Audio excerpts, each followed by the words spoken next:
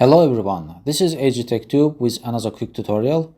Today I am going to show you how to convert Word file to a PDF document directly in your PC.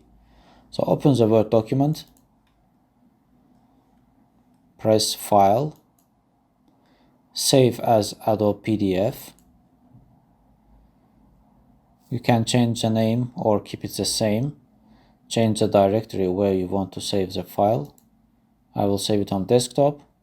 Hit the Save button. The PDF file automatically created. You can review it in your desktop. So this is our PDF file. Okay guys, this is very simple process. I hope it will be helpful for you. Thanks for watching. I will catch you in my next videos.